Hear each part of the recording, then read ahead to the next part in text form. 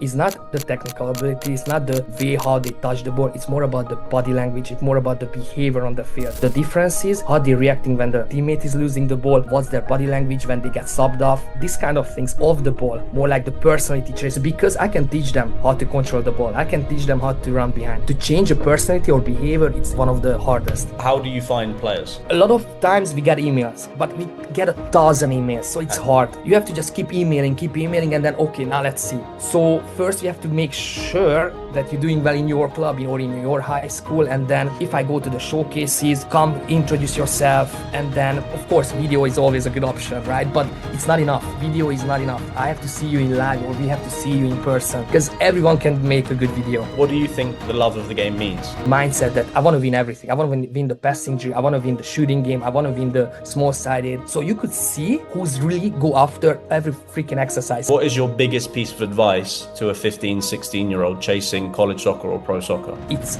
never too soon to start it. I think that's one of the key. They think that they have time. Oh, I'm just 15 or I'm just 16. No, it has to be as soon as possible. Hello, everyone. Welcome to the Select Generation podcast today. Super excited. So Pandellis, I actually reached out to Pandellis recently to kind of get to know him a little bit better. And he's had a really cool career playing wise and also now coaching, assistant coach of Western Oregon. Pandellis, first and foremost, why do you think that your story is interesting for a player that might be listening to this that wants to pursue college soccer or professional soccer? Why do you think your story is interesting?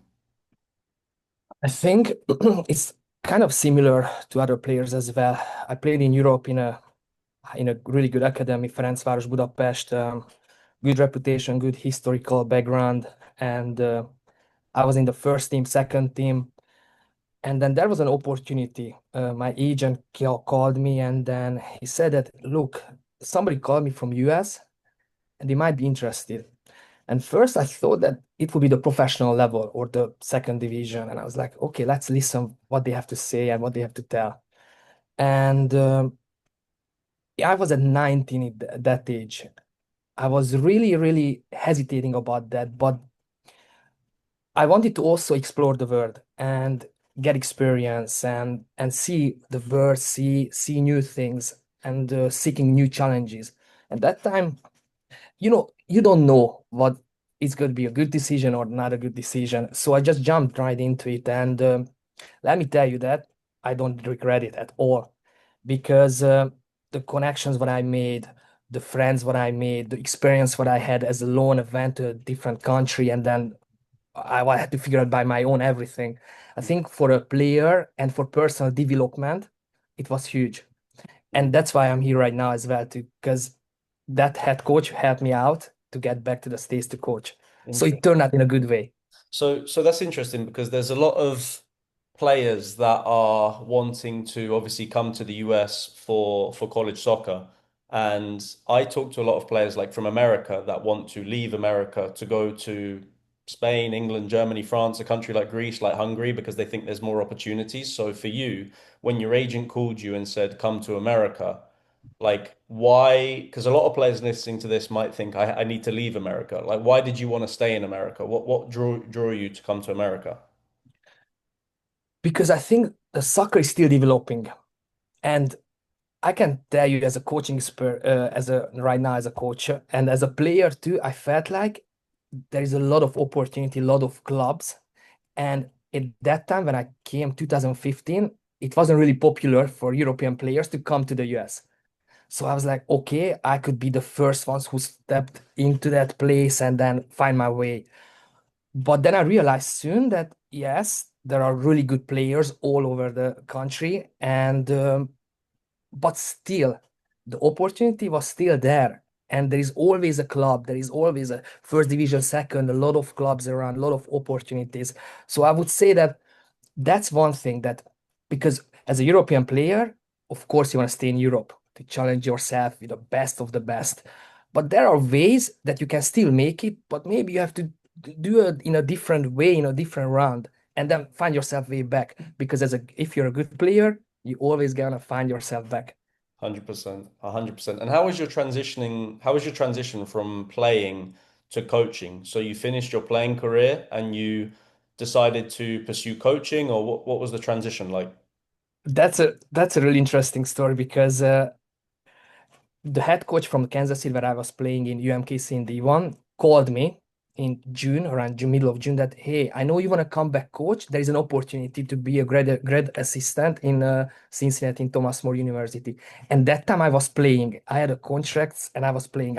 We actually started the season. We were 2 games in. So I was like, okay, I have to jump in. But then I had to talk with the director, I had to talk with the owner, I had to talk with the head coach about this opportunity that I want to coach.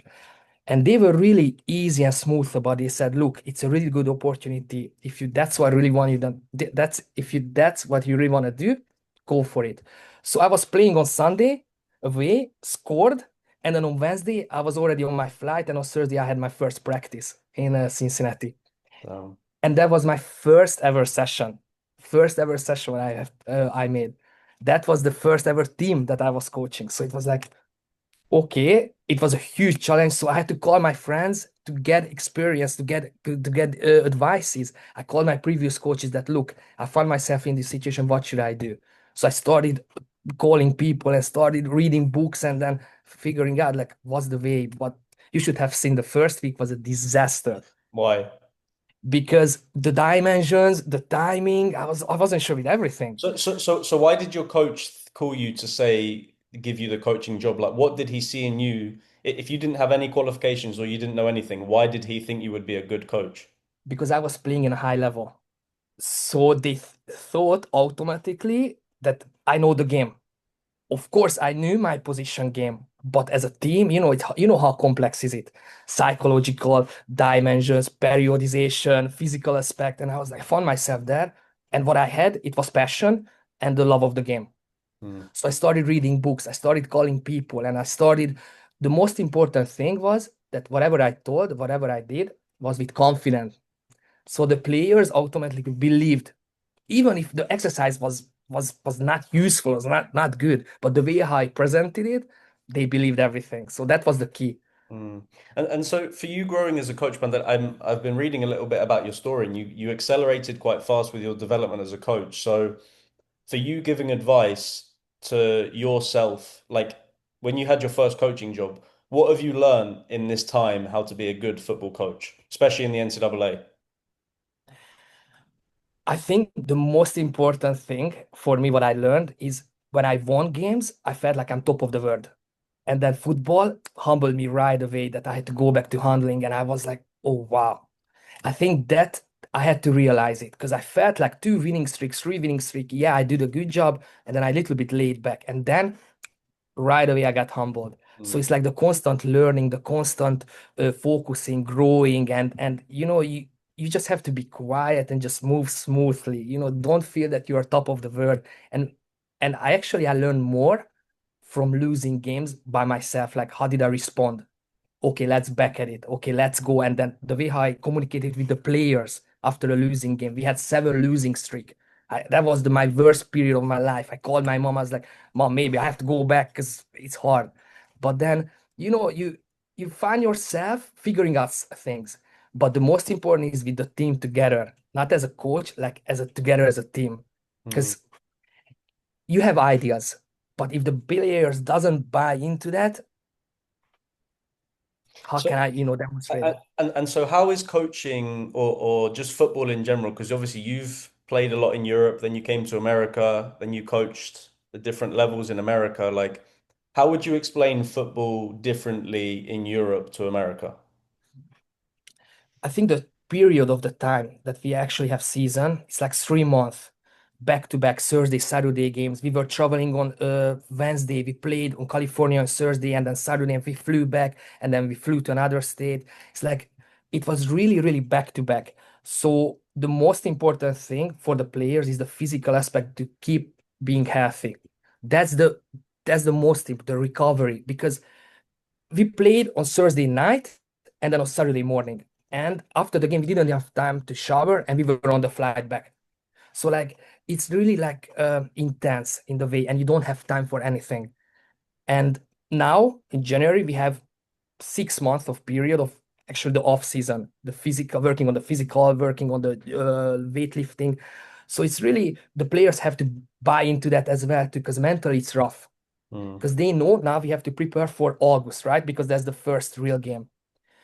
But now you see who's actually really won it as a player, who's really mentally tough and dedicated and driven, So, because that's the hardest period. so when you're recruiting Pandellis, because there'll be a lot of players listening to this that are curious about like, okay, NCAA coach, like how does he recruit? What does he look for? And I think a big part of my message to players is the mental aspect, like you talk about, like being hungry, being driven. So my question is like, when you're recruiting a player, what are you looking for, technical ability and also mentally? Like for you to offer a player or be interested in a player, what would make you interested in a player to recruit them? That's a really good question. I tell you, you were in Vegas as well too, right? Yeah, yeah. So let me tell you an example. So there were 4 games in the same time, right? I was alone. So I had 20 minutes in each games to see. It's really hard. For example, other universities, bigger universities, send 3 staff members so they could, divide the games. I was alone, so I had to do it alone, right? Like the Friday and Saturday and the Sunday. So it was really interesting because that's what I was talking with the head coach as well. The only way is in that 20 minutes, I know it's not fair to show me something like quality wise or something different that I can write up your name. The only other option is that if the head coach tells me, look, hey, I heard something about the player, go and check it out in that game. He plays for PDX or something. And I was like, okay, then I spend a little bit more time. But the things what I'm looking at is not the technical ability, it's not the way how they touch the ball. It's more about the body language, it's more about the behavior on the field. Because we have good players. We have really good players all over the squad. But the difference is how they're reacting when the teammate is losing the ball, what's their body language when they get subbed off, these kind of things off the ball, more like the personality traits. Because I can teach them how to control the ball, I can teach them how to run behind, but I can't. It's to change a personality or behavior. It's one of the hardest. So 100%. that's what I'm actually looking. 100%. And I was looking at your roster earlier, and you have a lot of players from the US. So, and it's interesting because there's a lot of colleges now, especially at the Division II level, that recruit internationally. So why are you not recruiting more internationally? Why are you recruiting more domestically? Because of the resources what we have. That's the other thing. That's why Vegas showcase, the Pac Northwest showcase is huge for us because most of our players is from their clubs. So there are some states that we can give a good scholarship, but out of the states we cannot. We don't have the international waiver. So we're really looking for like a California, Washington, Idaho, Hawaii, Colorado, around this area, Mm. because that's the only places that we can actually get players because of the money. Yeah, because you guys have had a really successful. I mean, I was looking at the schedule. You guys have been really successful, and it's interesting because I think there's now, especially a lot of the D2 level, you have, schools in North Carolina and Florida that have just 11 internationals. And I think that you guys are obviously competing very well. Like, how would you argue with the stereotype that maybe there's a coach that's like, listen, I'm D2, I have to recruit from Chile, Italy, France, Germany, and you guys have a mainly American squad and you're competing. So what do you think about the argument like you have to recruit internationally and not trusting American players? I was talking about exactly yesterday about that with the head coach that right now, University of Washington won the nationals, right? Local kids, 80%. So now that's the way. It's always like they feel like, okay, now you can do it with local kids. But 4 years ago, for example, Marshall won with international kid. So like, what's right and what's good and what's bad? I think it's really hard. It's I see both as an advantage and disadvantage as well. It's it's really hard question because what actually works for you and for the team, it's I think it's never like, how complex is football. You cannot have the right and the bad. Arsene Wenger believed in young players because in that time they didn't have money, so he had to develop. So okay, that's the way. Real Madrid won with that team, with a lot of captains. Chelsea won the Champions League with a lot of captains, so they believed in leaders. Okay, so that's the way. So like whatever it works in that time, how complex. I think it's not like, okay, now it's local kids. I think it has to come together as a whole. like the culture, the environment, the personas, even if it's international, if it's domestic, it's never. I think it's you never know what's a good idea or what's not. 100%. I completely agree. And I think so. If I'm listening to this and I'm thinking, okay, I really want to play at Western Oregon, like that's my dream school. I want to get in touch with Pandellis. Like I want him to watch me play. Like for you to recruit a player, do you have to watch them live? Do they have to have an agent? Do they have to play MLS Next? Do they have to go to your camp? Like for you to offer a player, like how do you find your players? So, for example, I went to Las Vegas showcase and then I write a couple names off. And I started contacting them and we try to bring them to school and to have practice with us. If they can make it, then there's an ID camp also. But it's really important to see. We barely offer someone scholarship that we haven't seen them in live. We want to talk with him. We want to invite him to the office, even the parents to talk with them. What kind of person are they? And then introduce them to the team, how they are adapting. We ask the players that what do you guys think about this player, not on the field, off the field, is he a nice guy to talk with? So we want to see them for sure in person. Hmm. That's one of the most important. And how do I get to that point? Do I email you my video? Do you have to see me at MLS Next or ECNL? Like for you, like how do you find players? So a lot of times we get emails, but we get 1,000 emails. So it's hard. It's really hard. You have to just keep emailing, and then okay, now let's see. It's like literally like we have to scam it because it's a lot. So the head coach, for example, if you're playing for a club, you want to make sure you're doing well because of the head coach has a good connection with our head coach. So, for example, Mike is gonna call your head coach and hey, do you recommend any players? Yeah, take a look at this guy and this guy, and then he send me over, and I'm gonna watch it. So first, you have to make sure that you're doing well in your club or in your high school, and then if I go to the showcases, come introduce yourself, and then of course, video is always a good option, right? But it's not enough. Video is not enough. I have to see you in live, or we have to see you in person, Hmm. because everyone can make a good video.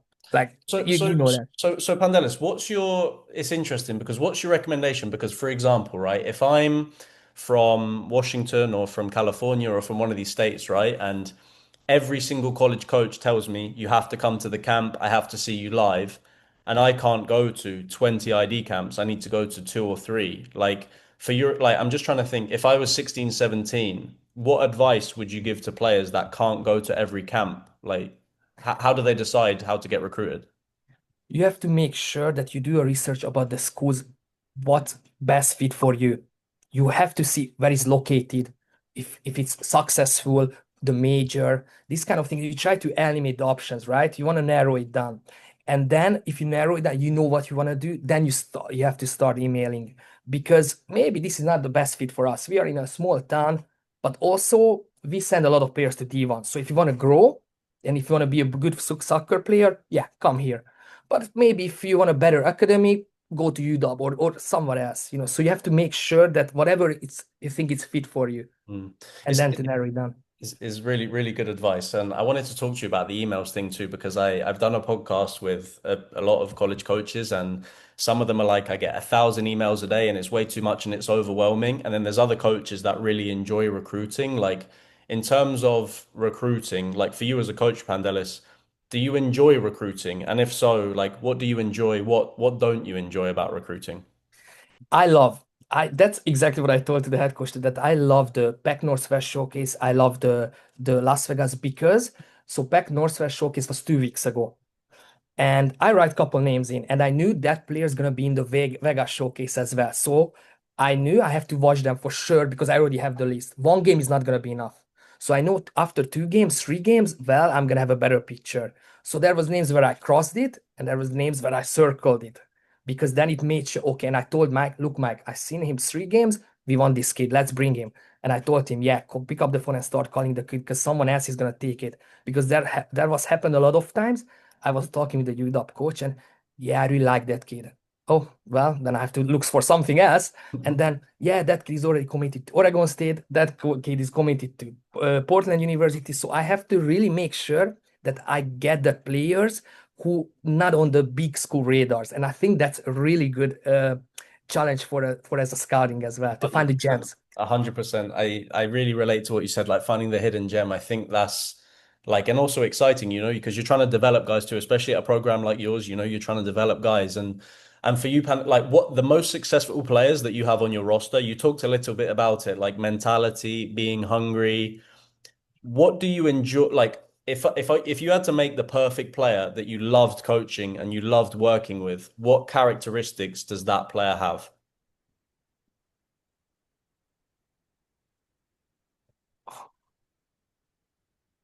I think the most important is for me, because maybe if you ask someone, maybe if you ask the head coach, he has different opinion. But for me, is the love of the game, is the passion of the game. That's it. For me, that's it. Because I know What does that mean? Because there's a lot of kids that will say, I love playing soccer, but I don't think they love playing soccer. So what do you think the love of the game means? in it's in details. For example, if you have a small-sided game, you could see who wants to win every small-sided game because our training session designed for competition. Even the passing drills is three groups, four groups, and for competition. Who's the first one who made five pass six? So everything is has to be that like in that mindset that I want to win everything. I want to win the passing drill. I want to win the shooting game. I want to win the small-sided. So you could see who's really go after every fucking exercise, every freaking exercise. Sorry about who wants to win it. Hmm. For me, that And because like I think you talk about working hard and being disciplined and being hungry and all of these things. But for you as a coach, like when you're picking the starting 11 or when you're pick, because obviously you have quite a big roster. So I'm trying to think like when you are picking your first 11, what makes you like I also want to talk about technical ability too, because I think there's a fine line because a lot of coaches, obviously, you need to be hungry, you need to be a good person, yeah, but ultimately you need to be a good football player to be on a pitch. So how do you balance a player that's really good technically and really good on the pitch, but a player that's maybe not, that's really hungry? Like how do you pick the best 11 players to be on the pitch? we are in a good position because in our roster, everybody's a good player. Like everyone is a good player. So we don't, the details is about what I said about like the passion and the goal for it. Because right now we are back-to-back champions. So it's easier for us to recruit good players, good technical ability player. Most of the players doesn't have any issues with the technical skills. So what's the detail?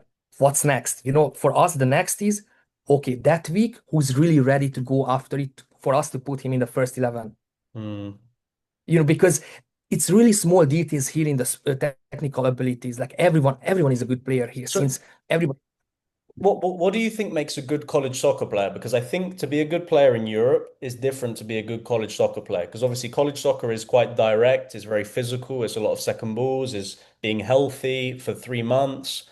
What do you think the characteristics are of a good college soccer player?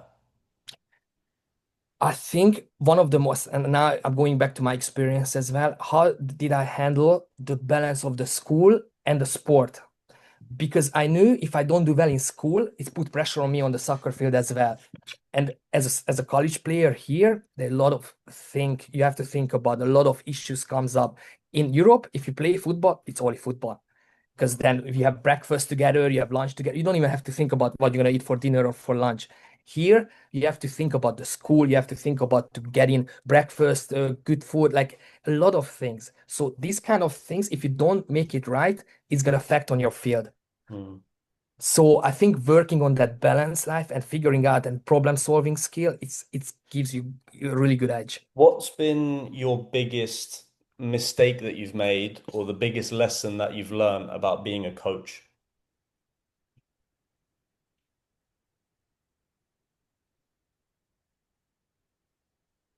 That I was really stubborn of my philosophy. How did I think we should play? And that made us losing games. I was really stubborn and I felt like I have to keep going, and I had to adopt. So I think letting yourself and a little bit your philosophy go order to win games and grow as a team, it's really important because we are really stuck in a mindset of, yeah, that's the way I want to play. I don't care. That's what I want to do. And then you realize it. Well, you have to adopt as well. And I So think that made me think. so what's your goal as a coach, right? Because there's a lot of players that go into coaching because they want to be a head coach or they want to be an assistant coach or they want to be a professional coach. Like, have you thought about where you want to be in your career or like what are you looking for? Like, what motivates you as a coach? Where are you trying to go? Professional level. Professional level, and I love the professional. I love the hunger. I love the knife fight. I love the intensity, the pressure. I love to think about football 0 24 hour. I love that. I Mm, think I'm really ambitious, and as a player too I was, and now as a coach too. And maybe some coaches say that it's not for me, but as a player I grew up in a high competitive environment, and it's still in my blood. And it's just that's the way who I am. And I think it's important to be an ambitious as a coach, no matter where you are, because if I'm here, I'm doing max 100% here to help the team. mm. But I know where I want to be, and I know where I want to go as well too. But it's a professional level. As a coach, I want to ask you this because I've been learning a lot about like man management, and I think that man management and managing the players' emotions is probably more important than tactical, kind of setting up the team and giving them confidence and believing in the players. And my question to you, Pandellis, is how important do you think the relationship with your players is to get the best out of them? How much focus do you put on that? I think for me, that's the most important. There are coaches who's more like in how would you say, like more like in a system orientated. I'm more person orientated. I work with the players. I love the players. I talk with them. I, I do everything with them. Gym. For me, that's the most important thing. Why? First, Why? Why? because I'm as a person too. I'm like really extrovert. I really love to work with people, and that's why I want to be a coach. I want to have an impact, and I love to work with the guys. I love the guys, and they are the one who, because if I put them out, they are representing me as well. The way how I am as a person, and I love to work with people. There are coaches who like distract a little bit, step back, and they say, no, it's more about the system, more about and there's nothing wrong with that. But for me, it's more like a yes, the close to the players, but when work, it's work. They know it. But I love to listen their problems, girlfriend problems, school problems, everything, and I try to help them. But when we are on the field, it's work. How, So how do you balance your relationship with the players though? Because maybe you could get too close to them and then they might lose respect for you, or maybe you're too harsh on them and then they don't feel a good relationship with you. So how do you kind of balance your relationship with the players? I think that's the hardest challenge, to find that fine line between the two, not to overstep, not to because then um, it can be like a friends football, and then no consequences. But the place where I am, they know the winning is really important. The culture of the winning is really important. So they know when we are stepping on the field, it's work. So I think in the beginning, to communicate that with the players and to set the standard and to see the boundaries is really important. Mm. How would you say is so if someone from Europe, for example, was asking about Western Oregon, what's the level like? What's Division II like in the NCAA? Like, how would you explain the level that you guys play at now? I get this question a lot, and it's really hard to answer because I haven't played outside of Hungary. Of course, couple Hungarian national team games, but it's I cannot really put it in a level. I would say it's between the pro and the semi-pro in the level of the resources, of the facilities, what we have, of the quality. I would say it's, but also the gap is huge. So maybe in the bottom D2 team is more like a amateur, that's why it's really hard. There are a lot of schools. The way how we operate, it's close to professional. Mm. But maybe in different school, it's more about the academic. Mm. And when you're recruiting, does it when you're kind of watching players and talking to players, like let's say that you're calling a player, right? Because I'm trying to think about if there's a player listening to this that calls you and he's interested to play for you, like how you would react to them. So when you're recruiting a player, what makes you like a player?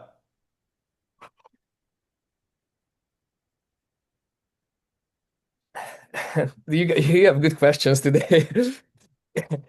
Um, I really like a player. For example, I reached out to one of the player and he said that, thanks God you reached out because I love your school. I always wanted to go there. It's like, okay, I like the kids who really want to play for us. That's one step. It's not like I have to go and chase and chase and chase. It can happen as well too, because good players have a lot of offers, right? But I love the kids who actually did research about our school and they know how we play, they know our results. Then I know that, oh well, this guy really wants to play here because he knows what's going on. So I really love that. It makes my job and my life easier a little bit too, and I it's easier to work with these kind of players who want to be here. Mm. So I think that's one of the most important. And what advice would you, because I talk to a lot of players, right, Pandellis, and they say, oh, I'm talking to Western Oregon, or I'm talking to this school, right? And probably you just said, hey, come to our camp. So for a player listening to this that's trying to get recruited that thinks he's talking to a load of schools, like when you're recruiting a player, how does the process work? Or like what advice, like I'm trying to think for a player that thinks he's talking to you, but you're not really that interested in. Like when you're interested in a player, what are you doing to show them the love to try and recruit them? It's following up. So first sending an email that, hey, I really liked you in the Vegas showcase. Let's set up a phone call. And then we talk and he said, okay, try to invite him in for session and then follow up calls, follow up emails, if always to give some love like that to constant reaching out and communication. I think communication is really key because we lost players because we didn't follow up. So they went to another GNAC team. So it's like, well, we made a mistake right there. So Mm. like, if we really like someone, we have to keep constant, keep pushing, keep going after it because if we really like them, it means that he's special, right? In that sense. And you talked, Pandelis, at the start about you being grateful for football because of all the things it gave you, like the friendships, like the experiences. And I want to touch on this because a big part of my message is like you don't have to go D1 to enjoy football and be successful, right? Like you could go to another country, another state, another school, a junior college, a D3 and NAIA, as long as you are disciplined, as long as you get value, as long as you're excited and you make friends and grow as a person. So can we touch on Pandelis, like the experiences that you've had with football? You're not a professional football player, but you still love the game and you still love what you do. What are you most grateful for about football?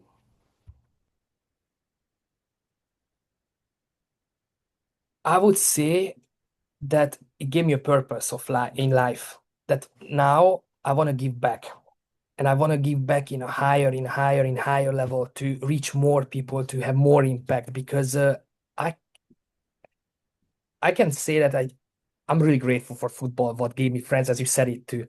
And now I know what I want to do in life. And I think finding that purpose in life for anyone, it's always hard, right? But I know what I want to do, and I'm dedicated for that. So I think that's a huge thing. How would you describe your experience in America? How has going out of your country to a new country, how has that benefited you? uh, they really treated me well everywhere in Kansas City, in Cincinnati, here in Oregon. They love me. They treat me really like as another foreigner. They treat me as like one of their own. I'm really adaptable too. I'm really flexible. So I never had problem with food or with a culture shock, I really like the people who I'm working with. I'm people oriented. So I never had problem with it. And they are nice. They were nice wherever I went. So it's like I'm going from home to home, basically.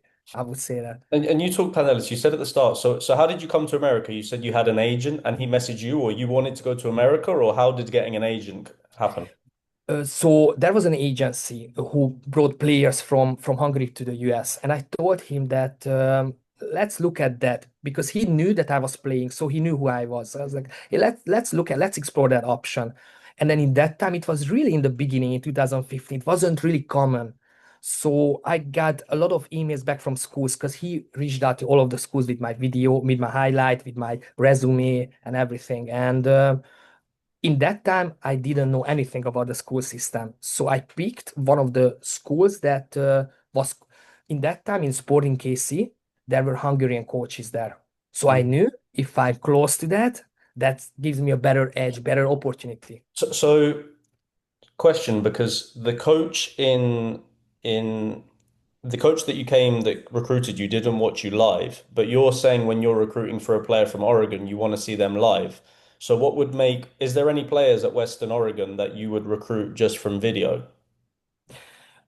Yes, but the difference is in that time I was playing in a high level. I was in a youth national team, so my resume was really stood out. Right. And the Hungarian coach, so my Kansas City coach called the Hungarian coach who was working in sporting case in that time to ask about me in the Hungarian coaches. And they had good feedback about me. So he really tried to figure out if I'm in a good option or not. But there were schools who came to watch me in Hungary. So they flew over to Hungary to watch me playing too. So I would say if you already playing in a high level and we pick up the coach, your coach, who if you play in a high level and he says good things about you, then we trust the coaches because he already sent us good players. So And talking about this, Pandelis, how important is networking and relationships in football? Because obviously, I'm assuming that you work with agents and you work with, coaches and you work with clubs and directors and all these people. So when you're recruiting, or even for you in your life, like how important are relationships and networking in football? And if I want to build my network in football, how do I build a good network? the first is most important thing is to be a nice person, and wherever you go, never burn the bridges, never live in a bad terms, because I met in Vegas coaches that I seen them 2 years ago and they came with smile, they came, hey, I mean, and these kind of things feels good. So wherever I went, I tried to be nice, I tried to do my work well. So huge connection is huge, and I know it's a cliche. Yes, connection is really important, but first you have to be a nice person and a good person, because that's where they're gonna remember you. You know how many times I get in opportunities because they called and they had good saying about me, and I've and that's it, and that was it. Like basically, they knew me as like as a person. They knew I'm a nice person, I'm a hard worker, and that was it. Never had issue, never had problems. So Hmm. It's really good. It's really good advice. And just lastly, Pandelis, for my last question to you is, let's say that I'm listening to this, I'm like, wow, I learned a lot about recruiting. I learned a lot about being successful as a footballer, about college coaches, etc. If I'm 16, 17, I'm listening to this and I want to play D1, I want to play D2, I want to play D3, I want to go pro. Whatever it is, I just want to go to the next level in soccer. What is your biggest piece of advice to a 15, 16-year-old chasing college soccer or pro soccer? start reaching out soon as possible to coaches, to universities, to explore, see how is it, watch videos if you really wanna jump into it. But it's never too soon to start it. I think that's one of the key. They think that they have time. Oh, I'm just 15 or I'm just 16. No, it has to be soon as possible to get in the radar, get in our table, get your name in our table, and then, oh, we already heard from this kid. You remember last? Yes. So see, like you has to be soon as possible. What would make you reply to me? If I message you, what would make you reply to me and be like, okay, I'm interested? Well, since you're 15, I can't because of the rules, but I can save it in a file because we have files. 2028 class, 2029 class. So I can put you in that file. And then, follow-up emails, follow-up emails. I was like, okay, I already heard about this guy. Let's see. And then that's why it has to be on our radar because we get thousand emails. Mm. Good. Pandelis, well, I just want to say I learned a lot from you. So thank you so much. I really appreciate your time. That was a really interesting episode. And if anyone is listening to this that got some value, or I mean, you heard Pandelis gets a lot of emails, but if you keep following up, he'll get back to you eventually. So yeah, Pandelis, thank you so much for your time. That was amazing. Thank you for having me. Thank you.